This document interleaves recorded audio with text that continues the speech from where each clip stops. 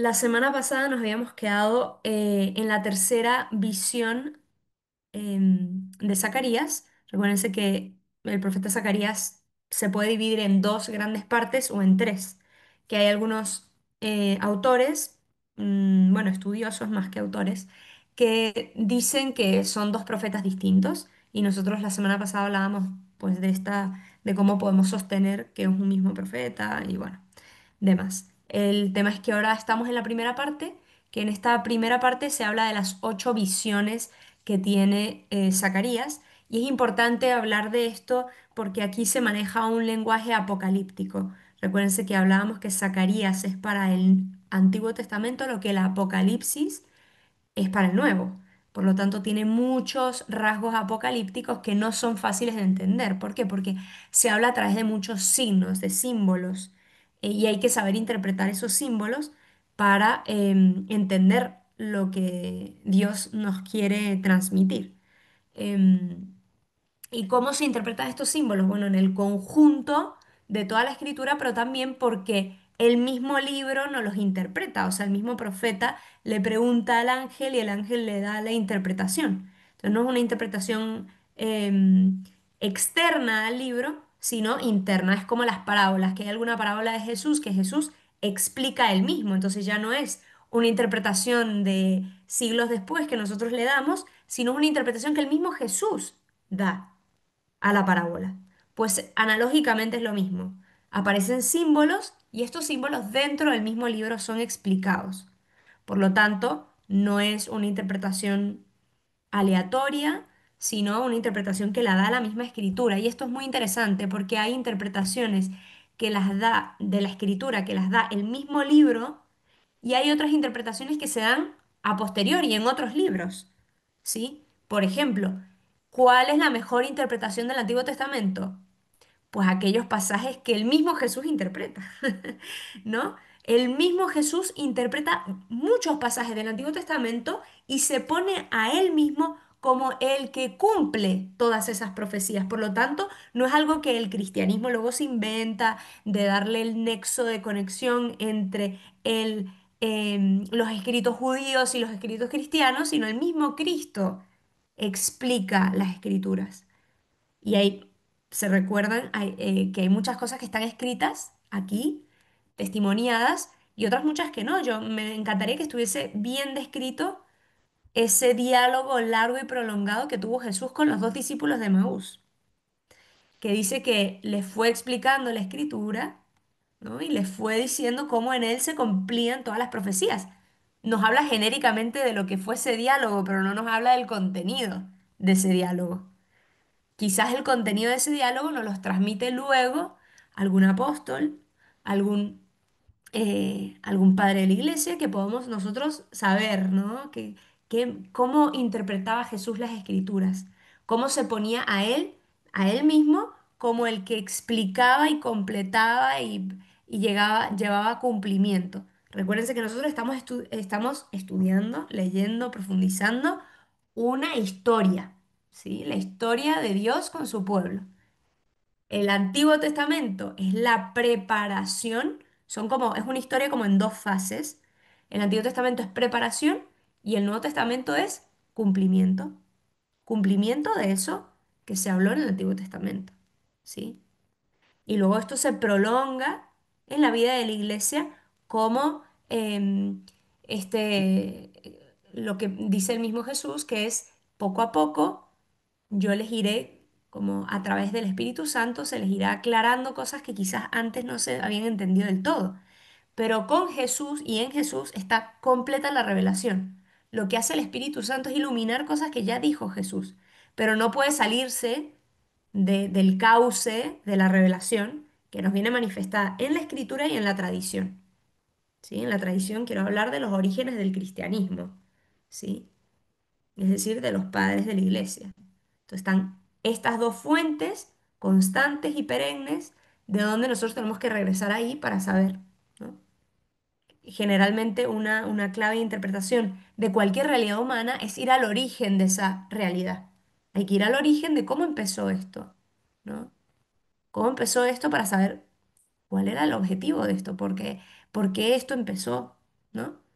Bueno, entonces es ir a la escritura, pero a la escritura en el gran caudal de la tradición, que son los padres de la iglesia, Sí, la ¿vale? mochila que le das a hacer. Entonces, bien, la tercera visión. La tercera visión está en el capítulo 2 del versículo 5 al 17 y se puede llamar esa tercera visión como la Nueva Jerusalén.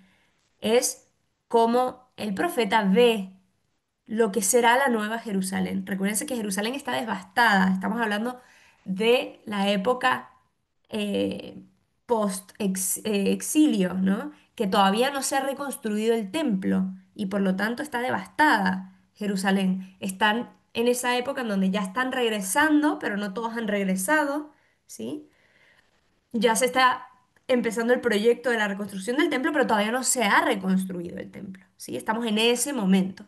Entonces, ¿qué aparece? Nos aparece una imagen que ya nos ha aparecido en dos profetas anteriores. A ver quién se recuerda. Es la imagen de medir la ciudad que le dice, toma este cordón, ¿no? Y mide la ciudad. ¿Cuánto mide? ¿Se acuerdan de qué profeta también hace esto? ¿En qué profeta aparece esta visión? Jeremías, puede ser.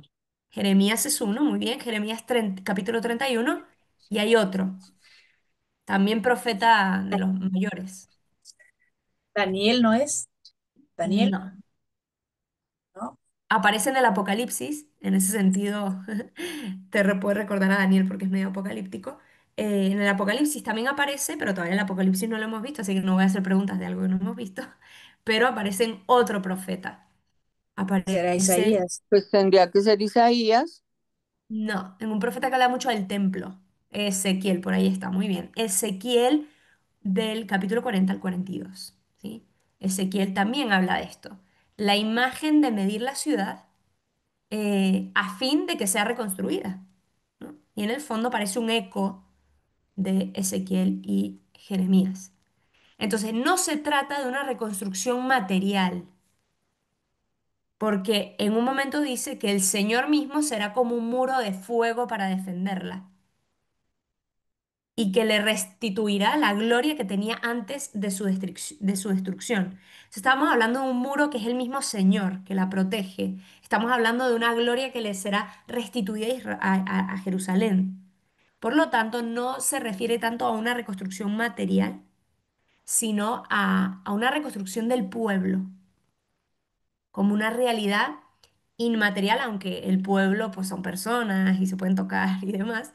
Estamos hablando de una realidad de esta alianza, de este pueblo que es como reformado, ¿no? Es como una conversión, que es una realidad más inmaterial.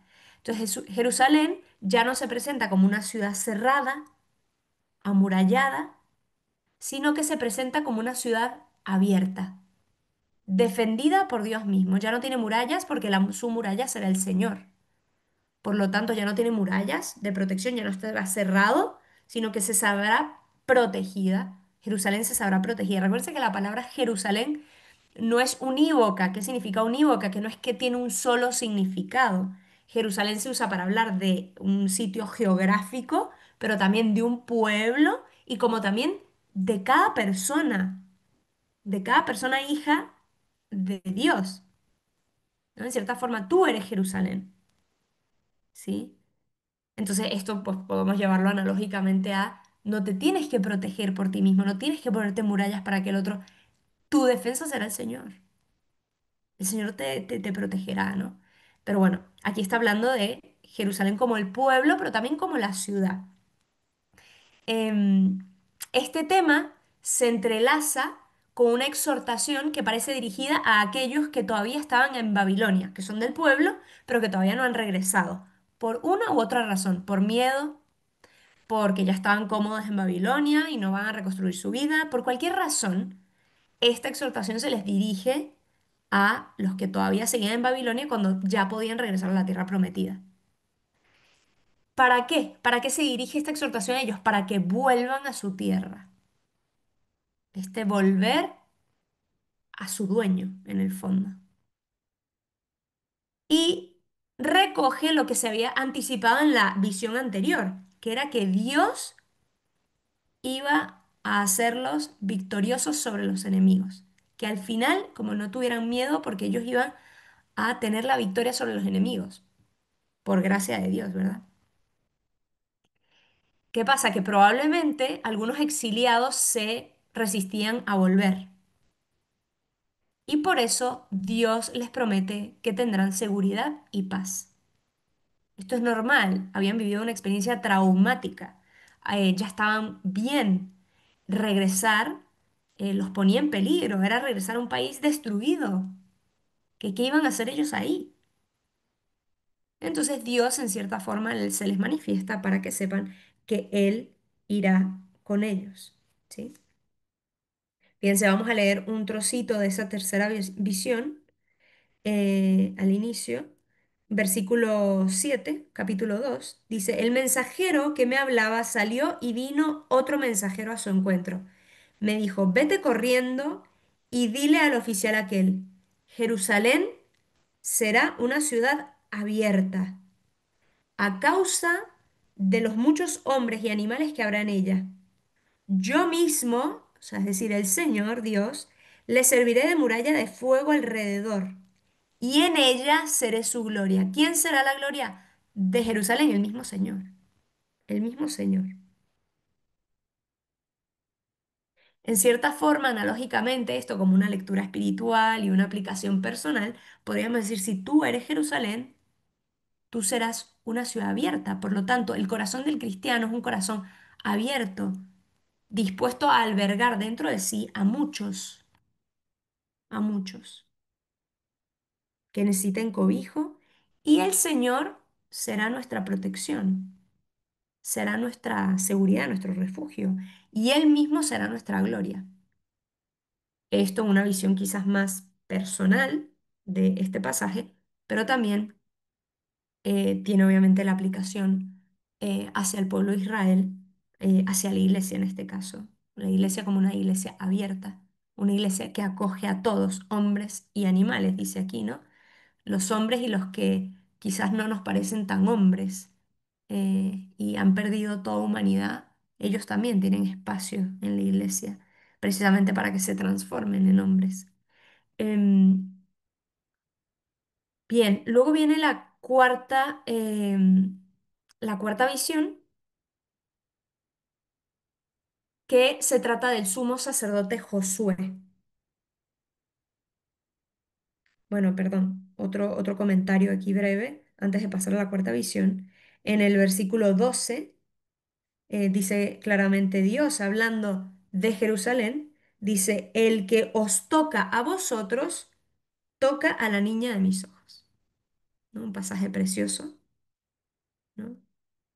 Un poco analógicamente también podemos ver lo que Cristo le dijo a Pablo, porque me persigues cuando Pablo perseguía a los cristianos.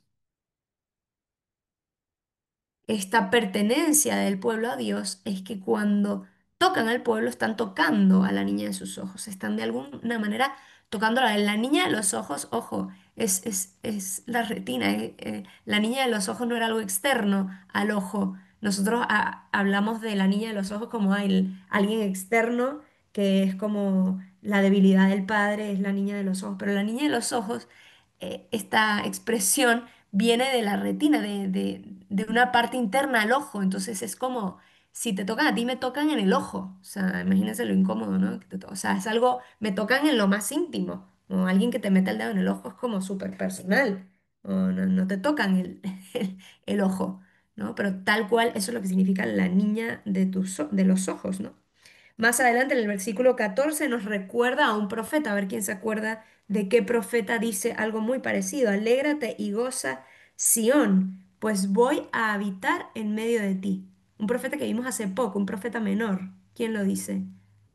¿Quién se acuerda? Profeta Sofonías. Profeta Sofonías dice exactamente unas palabras muy parecidas. Alégrate y goza, Sión, pues voy a habitar en medio de ti. Esto es tremendo, voy a habitar en medio de ti. Aquí, digamos, tipológicamente podemos ver a Jesucristo, ¿no? que se hace carne y habita, pone el verbo que se hace carne y habita en medio de nosotros. Pero también podemos ver el bautismo cuando por la inhabitación de la Santísima Trinidad Dios nos habita a cada uno personalmente. ¿Sí? Podemos pensar en la Eucaristía, cómo a través de la comunión Dios nos habita. Entonces, esta expresión tiene muchísimo eco en nuestra vida, en nuestra espiritualidad, en nuestra fe, ¿sí? Voy a habitar en medio de ti, pero Dios cada vez quiere ir más allá, no solo te quiere habitar como pueblo, te quiere habitar a ti personalmente, y por eso el bautismo, y te quiere habitar todavía más, la Eucaristía, te hace una con Él y con todo el cuerpo.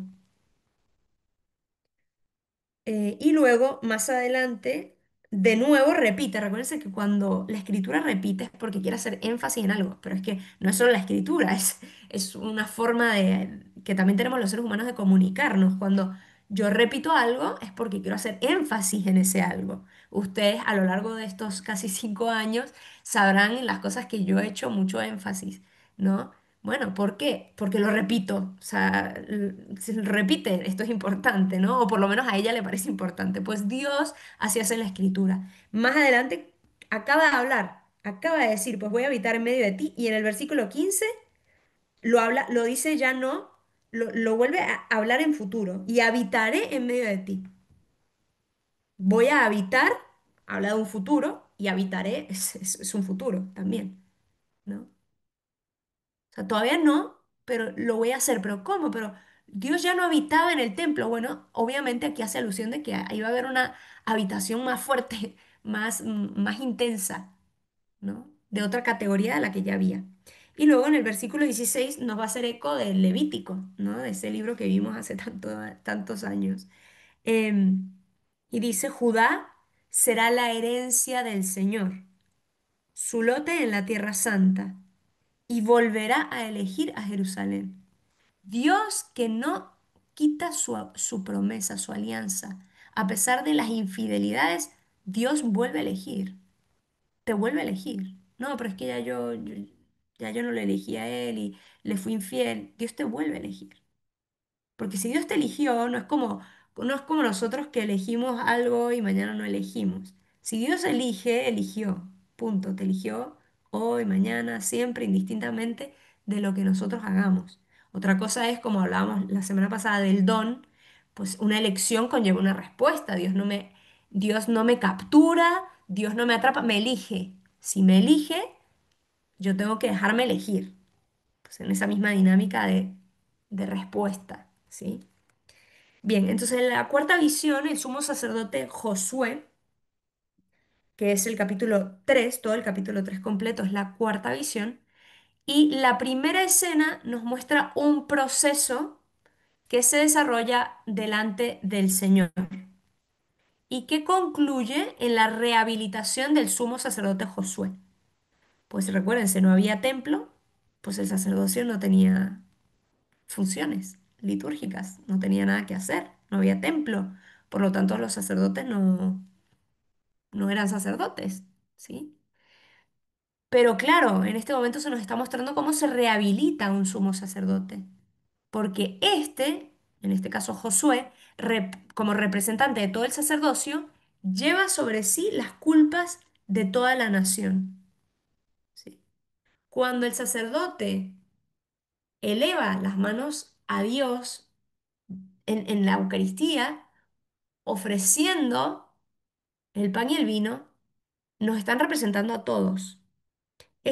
La figura del sacerdote es mediador.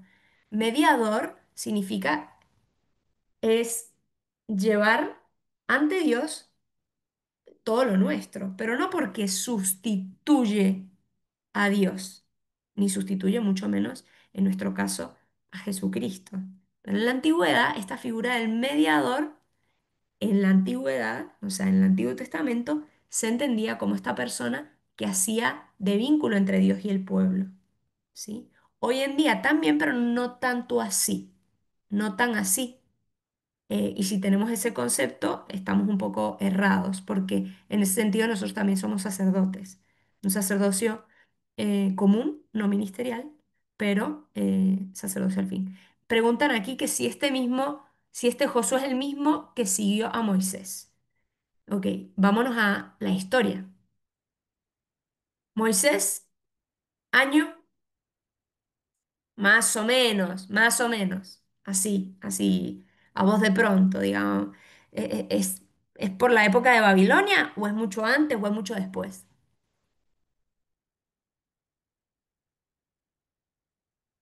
No escucho, no escucho. Antes, dicen por ahí, antes, mucho antes. ¿Un poquito antes o mucho antes? Bastante, ¿no? Mucho, Vale. mucho. 1300 antes de Cristo. ¿Época de Babilonia?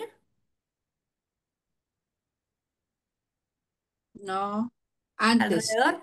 ¿Alrededor? No, dígame qué fecha es Babilonia, tipo la caída del templo, por ejemplo, ¿qué fecha es? 597, ¿eh? Por ahí, 587, muy bien. 587, por lo tanto estamos hablando de unos 7, 8 siglos de separación. Entonces, ¿este Josué es el mismo que este? No, no es el mismo. Este es un sacerdote. Josué, y de hecho, Josué, el Ay, de sí, qué Moisés, no es pena, estaba sacerdote. súper perdida. No, está Gracias. perfecto. Esas son las buenas preguntas que hay que hacer, porque nos sitúan a todos, no te creas. O sea, Mm, todos vieron así con cara de... sí, sí, sí, Está sí, ya, perfecto, está ya, perfecto. Y hay ya que me hacer esas ubiqué, preguntas, gracias. hay que hacerlas, no hay que suponer nada, ¿vale? Perfecto, entonces, este es representante de todo el sacerdocio, ¿sí? Lleva sobre sí las culpas de toda la nación. ¿Y cómo nos lo simboliza estas culpas? Porque Josué lleva vestidos sucios que lo cubren, ¿sí? Esto habla de la culpa, ¿no? ¿Qué pasa? Obviamente era imposible para los sacerdotes ejercer las funciones sacerdotales en el exilio. Primero están lejos del templo, aparte el templo está destruido. Y por eso se presenta así eh, esta imposibilidad de, de ofrecer sacrificios al Señor como el castigo de una culpa colectiva. O sea, vamos a ver, esto es un cambio de mentalidad, porque espero que ya no, pero para muchos católicos que probablemente no entienden lo que es celebrar la misa, consideran el celebrar la misa como un castigo, ¿no? Como, como que hay que hacerlo, ¿verdad? Pero al contrario, para los judíos era una bendición poder celebrar. Y cuando no pueden celebrar, es dolorosísimo. Y el no poder celebrar es como un castigo por la culpa colectiva que tenían, porque recuérdense que interpretan en la destrucción del templo como consecuencia de su castigo, por lo tanto, perdón, como consecuencia de su culpa, ¿sí? Por haber caído en la idolatría, por haber descuidado a los pobres, por haber vivido una vida descuidada de los demás, todo esto. Entonces, debido a que esta culpa ya está expiada, por el exilio y por las épocas de todos estos tantos años en el exilio y tanto sufrimiento, se presenta a Josué revestido con vestiduras limpias y se le corona con una diadema, signo de la autoridad que Dios confiere nuevamente al sacerdocio. ¿No? Le dice, bueno, a pesar de todo lo vivido, vamos a renovar el sacerdocio y vamos a volverle a dar autoridad al sacerdocio. Pero a la vez, en esta misma escena se perfila otra figura. No sabemos bien a quién se refiere, pero se le habla como a una persona que se le llama germen. Germen.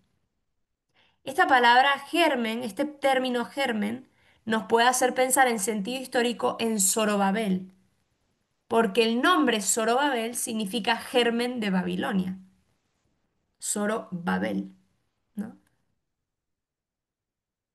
Pero también sabemos que otros textos hablan del germen de David.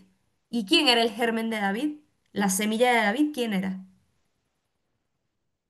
en el Antiguo Testamento? ¿A quién se refería en el Antiguo Testamento?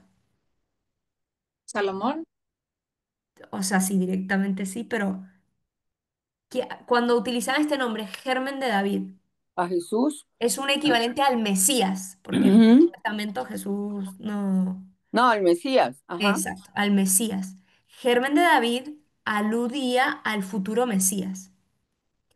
Este germen del que habla Zacarías tiene o tendrá la tarea de restaurar el templo y de liberar al país de la iniquidad, de la injusticia, instaurando un periodo de paz ideal, idílica. ¿Sí? Curiosamente, Jesucristo, ¿qué viene a hacer? Viene a restaurar el templo. ¿Cuál templo? El templo de su cuerpo, que somos nosotros, porque estamos insertos en Cristo, y liberarnos de la iniquidad, del pecado, instaurando un periodo de paz. Y la paz no es que todo esté perfecto, sino es la serenidad de quien se sabe salvado por el Señor, en medio de los sufrimientos, de las luchas, ¿no? Luego aparece el término piedra, que puede ser leído en paralelo con germen e interpretado como un título mesiánico, ¿no? La piedra, luego en el Nuevo Testamento, la piedra que desecharon los arquitectos es ahora la piedra angular. ¿Quién es la piedra angular? Cristo. ¿Qué era la piedra angular? Esa piedra sobre la que se cimentó todo el universo y en el fondo el templo de Israel. ¿Se acuerdan? La cruz cósmica. La piedra fundacional desde donde Dios empezó a crear todo el cosmos. ¿Y quién era esa piedra? Cristo. Y luego Jesús que da su propia identidad ¿a quién? A la piedra que deja aquí en la tierra. ¿Que quién es? Pedro, Pedro.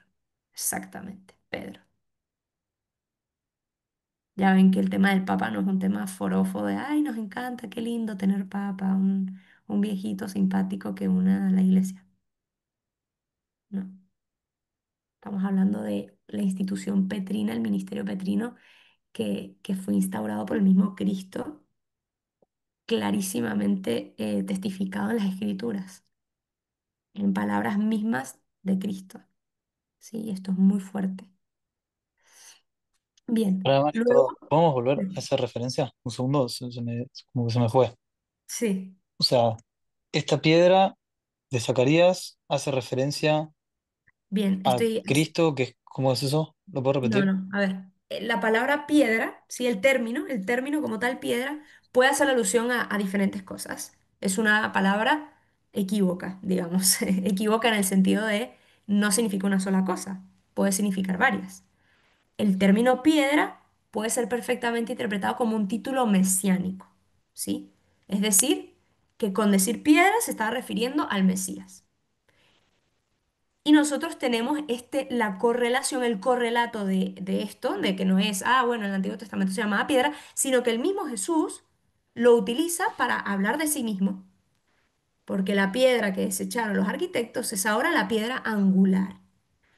¿Cuál era la piedra angular? ¿Quién era la piedra angular? Él. Pero esa piedra angular, recuérdate que Jesús ahí le está hablando a judíos o a ciudadanos de esa época. En esa época estaba súper como, tanto en la filosofía como en la teología judía, estaba muy en boga el tema de la cruz cósmica y el tema de que Dios, cuando crea el cosmos, ¿cómo lo crea?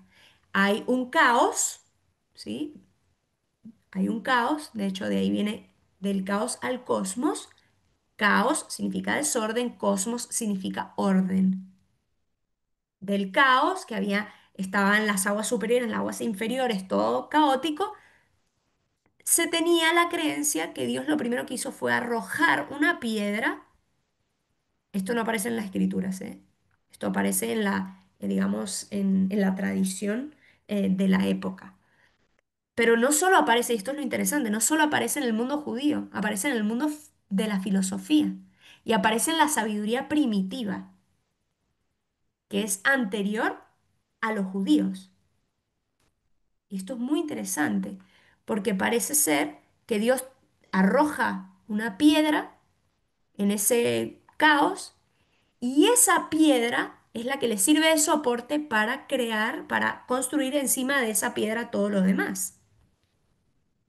¿Esa piedra dónde estaba? Situada justo en el punto en donde se cruza la cruz cósmica. ¿Cuál es la cruz cósmica? El horizonte del universo con la órbita en la que giraba el Sol. Porque ellos pensaban que el Sol giraba, porque ellos veían simplemente que el Sol salía por un lado y cruzaba por allá. Lo cierto era que había una línea que los cruzaba. Cuando ellos veían el mar, veían una línea que los cruzaba así y había otra línea que cruzaba así el sol. Y por lo tanto formaba una cruz enorme. Y por lo tanto pensaban que el universo estaba sostenido por como dos ligas enormes que las mantenían juntas, ¿no? Dos ligas, así y así, que mantenían todo cohesionado.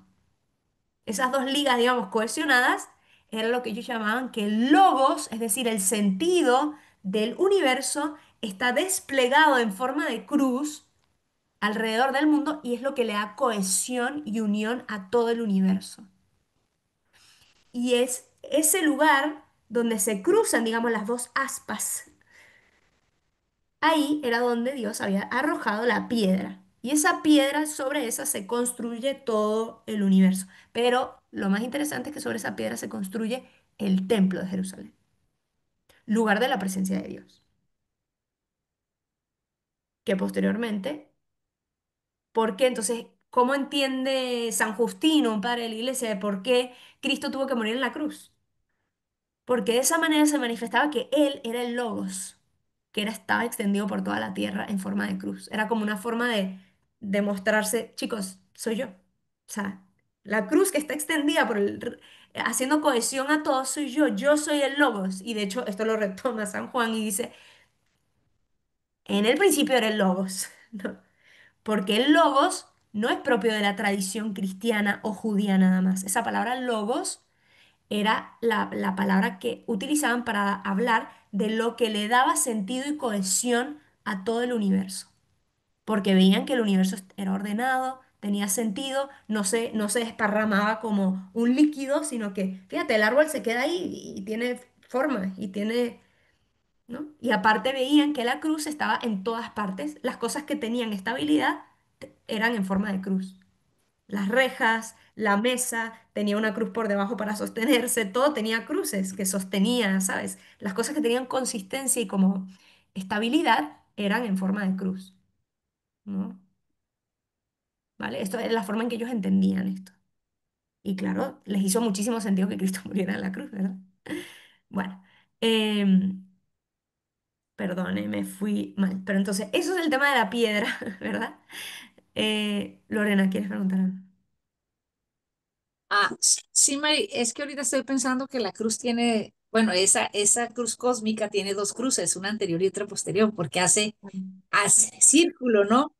Pero nada más se abre de la cruz anterior, pero la cruz posterior yo creo que es paralela, ¿o por qué no se habla de ella? ¿Porque se creía que el mundo era plano o cómo? Claro, sí, sí, o sea, probablemente, no, y porque no se considera, era una cruz tridimensional, no tanto la cruz en cuanto que se cruzaban las dos, sino como una cruz tridimensional, ¿no? Que te abrazaba, era una cruz que abrazaba todo, ¿no? No Ah, ok. tanto en el cruce tal cual, ¿sabes? De dos aspas, sino en toda esta cruz como tridimensional que nos abrazaba, sí. Bueno. Entonces, piedra se puede entender con referencia al Mesías, como piedra también se puede entender con referencia al templo, ¿sí? Este templo sobre el que Dios mismo talla la decoración, ¿no? Lo dice así no vamos a ir leyendo todo porque no nos va a dar tiempo, pero ustedes luego pueden ir leyendo esto. Recuérdense que yo trato de dar las claves para poder luego leerlo y que podamos entender lo que estamos leyendo. Ese sería el objetivo. Em, Y luego también se habla de unos 7 ojos. Esos 7 ojos, que no es la única vez que aparece aquí, luego también va a aparecer en el Apocalipsis, en el Nuevo Testamento, va a aparecer estos 7 ojos, y creo que ya ha aparecido, bueno, no, quizás no, porque creo que aparece en Daniel y en algún salmo. Los 7 ojos, recuérdense que para la antigüedad el sentido de la vista era el más importante, ¿sí?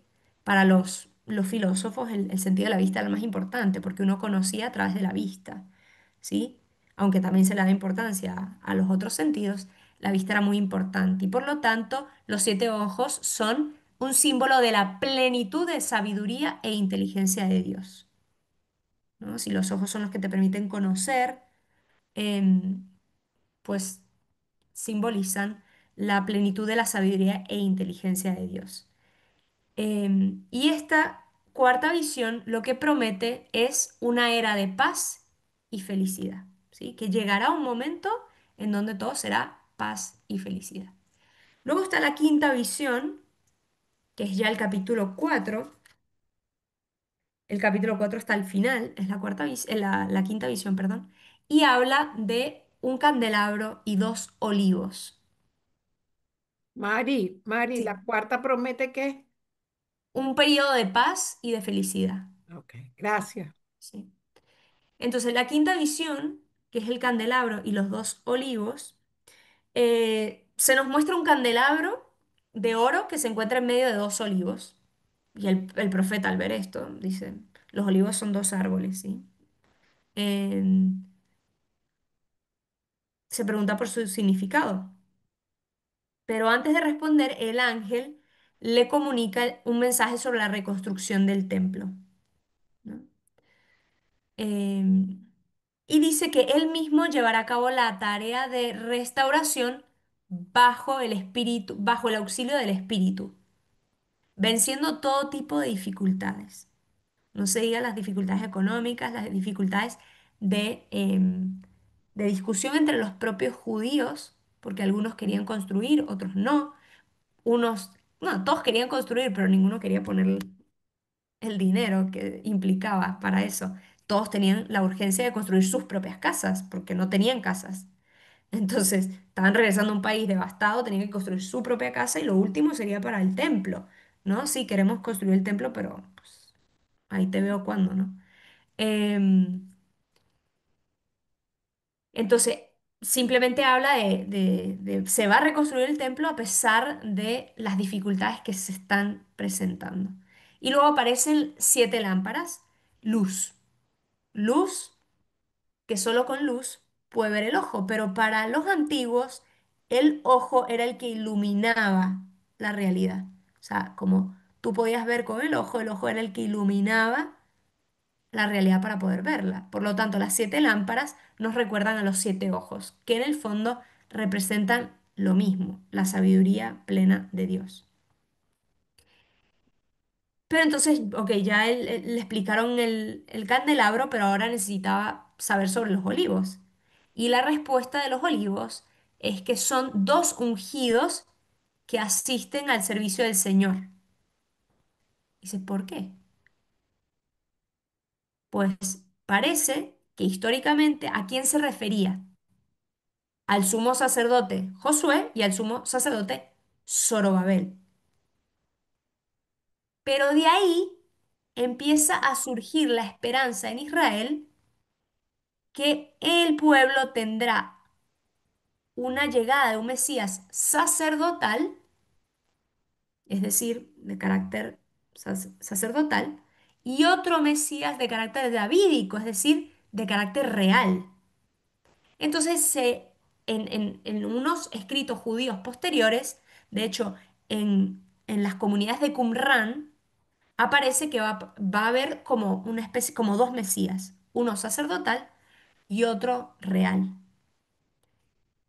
Pregunta, para la tradición cristiana, ¿quién es el Mesías real y quién es el Mesías sacerdotal? Listo. Cristo. Cristo es el real. El real del rey, pero solo Los el rey o también es el No, Mesías sacerdote. Sacerdote también. Exactamente. La tradición cristiana une a estos 2 Mesías en Cristo. Y esto lo podemos ver clarísimamente en la carta a los hebreos del Nuevo Testamento. Una carta que leemos en misa, pero como que nos parece un poco así medio abstracta. Habla mucho del sacerdocio de Cristo. Pues ahí, en esa carta, nos habla perfectamente cómo en Cristo se unifican, ¿no? Cristo es rey, es sacerdote y es profeta.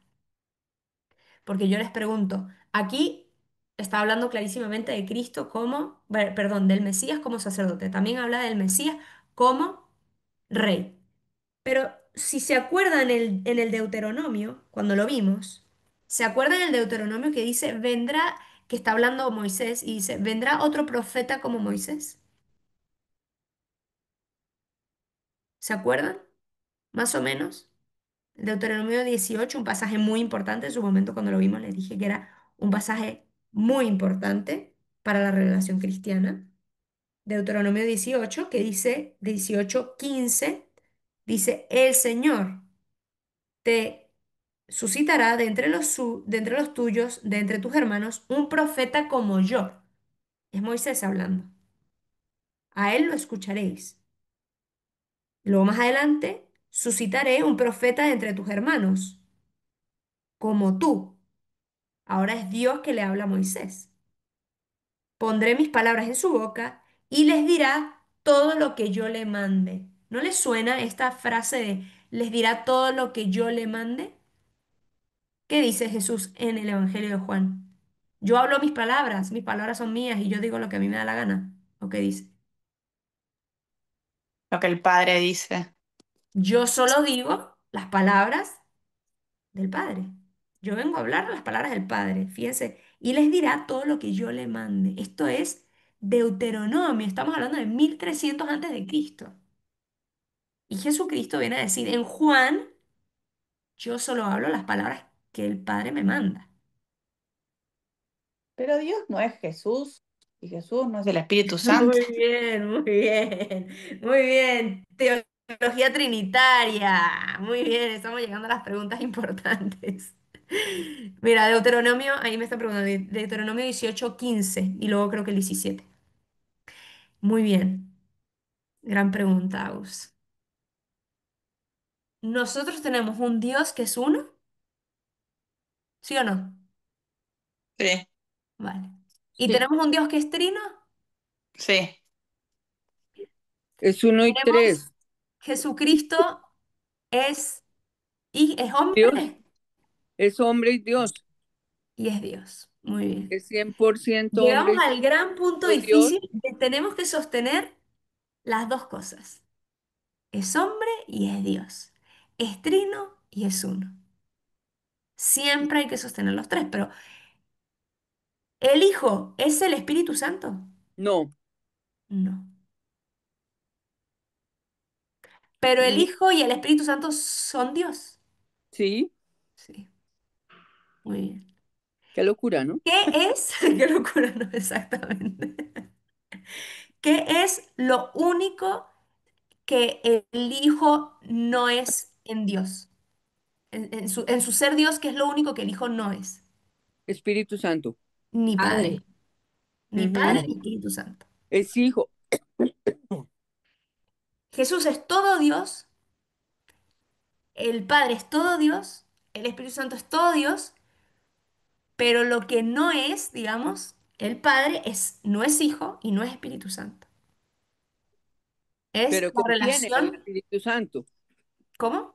Pero contiene al Espíritu Santo. Contiene, es una palabra un poco tricky. Contiene, porque Pero pareciera que claro, entonces porque Dios es como una todo mamushka, sale de Dios ¿sí? Padre. Como una El especie de hijo, mamushka. Entonces, vamos abriendo y ahí el está. hijo viene del Padre y el Espíritu Santo sale. Bueno, no Procede del contiene, Padre, procede, proviene. procede, Ujú. procede y el Padre le da al Hijo todo su ser Dios, ¿no? Le comparte toda su naturaleza de Dios. Y de ese intercambio amoroso surge el Espíritu Santo. Ahora, ¿tiene entidad propia uno sin el otro? Yo puedo decir que el Padre es Padre sin el Hijo. No, Y no, pues no sería padre, ¿verdad? Ujú. Lo mismo uno en relación con el otro. Entonces, ¿por qué fue esta pregunta, Agus?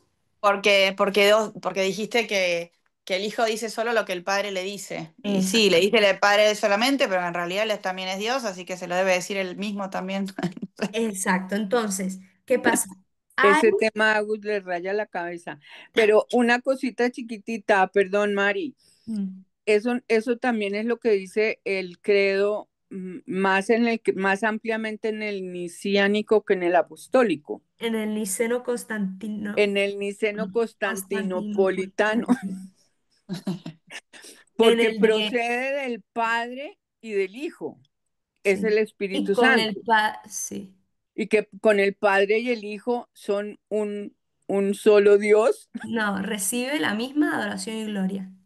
Por lo Ay, tanto, Jesús. en el credo niceno dice, creo en un solo Dios Padre Todopoderoso, creador del cielo y la tierra. Primero un Dios Padre Todopoderoso. Luego creo un Dios Hijo, consubstancial con el Padre, es decir, de la misma sustancia del Padre. Pero luego habla del Espíritu Santo y el Espíritu Santo no dice, y creo en el Espíritu Santo Dios. No lo dice así, Mm, mm. pero lo dice en cuanto a la alabanza y gloria que merece el Espíritu Santo, que es la misma que el Padre y el Hijo. Y por lo tanto, en la forma en que nosotros nos relacionamos con el Espíritu Santo, ya nos está diciendo que el Espíritu Santo es Dios. ¿Sí? Pero bueno, eso es todo otro camino que podemos tomar de comentario al credo, ¿verdad? Porque nuestra fe es muy importante.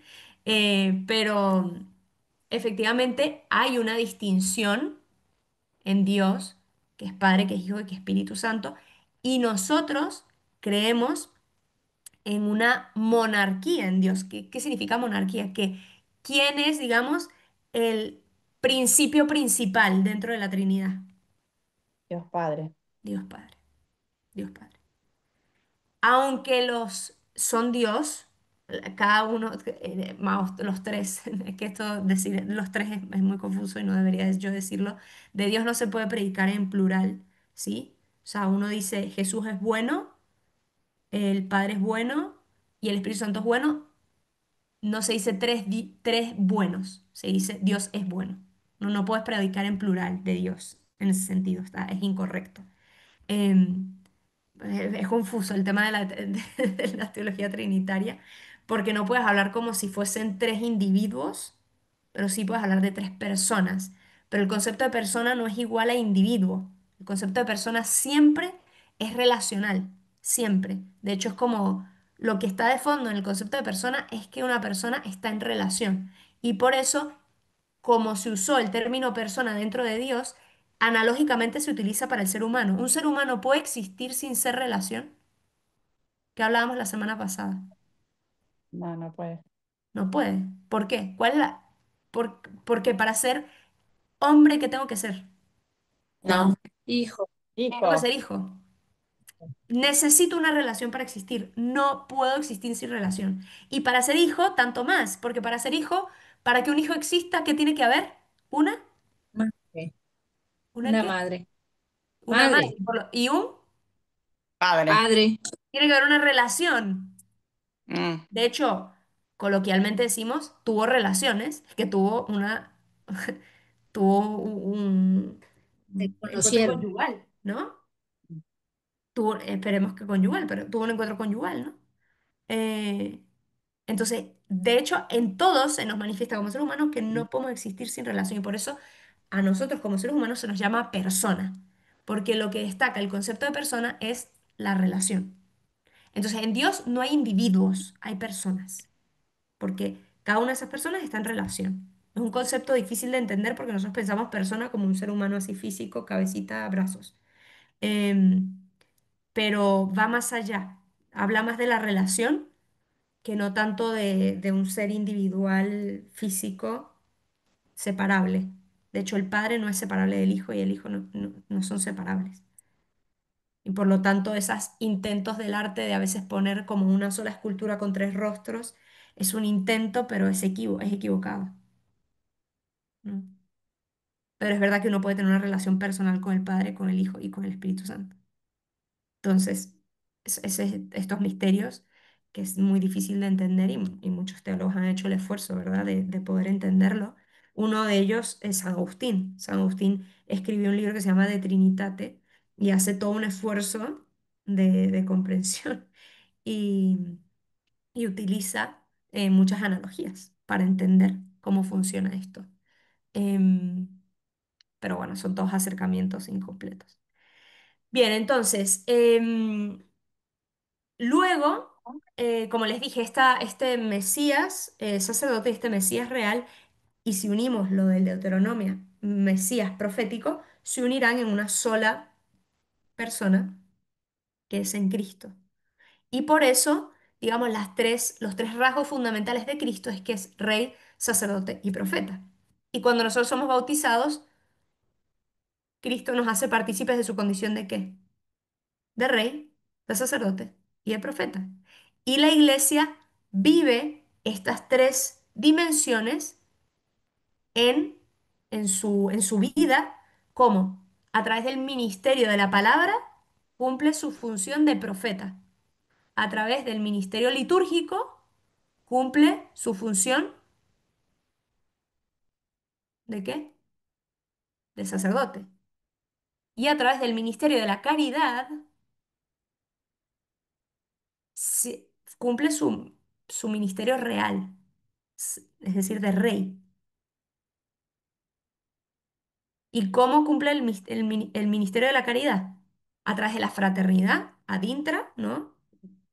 Con la comunidad, y ad extra con el servicio caritativo a los demás.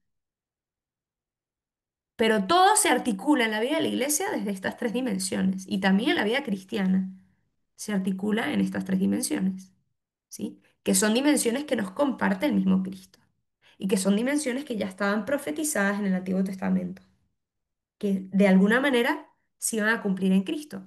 De alguna manera en el origen, estas tres estaban en una sola figura. Abraham fue sacerdote, ofreció a su hijo. Abraham fue profeta y Abraham fue rey. Es luego que se empieza como a separar. De hecho, están en el origen, ¿no? Luego estas se empiezan a separar y Cristo las viene a unir, ¿no? Recuérdense que todo este dinamismo de la historia de la salvación es que nosotros rompimos, ¿no?, la fractura, la separación y Cristo que viene a unificar. Yo que me separo del cuerpo, me alejo de mi hermano, Cristo que me viene a reconciliar consigo y con los demás, ¿sí? Por eso la comunión tiene un lugar central en la historia de la iglesia, y no la comunión solo, obviamente, de la comunión eucarística, sino la comunión entre con Dios y con los demás. Quien va y recibe la comunión eucarística y no está más luego, más unido a sus hermanos y a Dios, y en realidad está participando medio medio en la Eucaristía, ¿no? Todos participamos medio medio porque todos sabemos que, que salimos y igual no estamos amando tanto al prójimo, ¿verdad?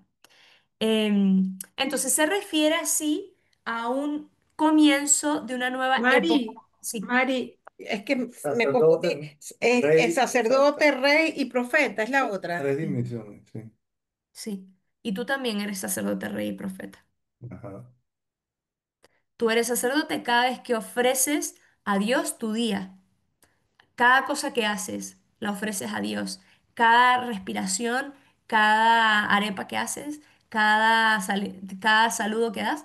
Y eres profeta cuando a través de tus palabras y de tus gestos das a conocer a Dios, quizás no explícitamente, quizás no es que hables de Dios, pero a través de tu atención, de tu caridad y demás.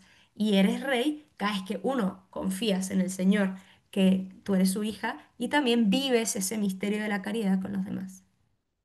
Pero es que ya lo eres cuando en el bautismo lo somos, porque pasamos a incorporarnos en Cristo y a participar de esas dimensiones que Él mismo nos comparte, ¿no? Entonces aquí lo que se está refiriendo en esta quinta visión es como un comienzo de una nueva época que viene bajo la protección del Señor. Entonces, otra aproximación a la simbología del texto podría ver en el candelabro a la comunidad. en las lámparas la gloria de Dios sobre ella, ¿no? La luz de Dios sobre la comunidad.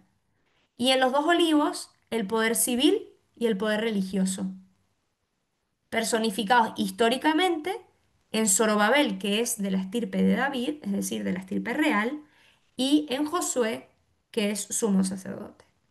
¿Sí? Por lo tanto, un Dios que reina sobre toda realidad humana, no solo sobre un sector de la realidad humana, sino sobre toda la realidad humana. Bueno, nos vamos a quedar aquí en la sexta visión, capítulo 5. Solo la titulo, se llama El rollo de pergamino que vuela. Como ven, todo aquí es bastante lleno de imágenes, em, y que es obvio que es a través de un sueño, que no son cosas que suceden en la realidad, sino pues visiones que tiene, ¿no? Y abro el espacio a preguntas o comentarios.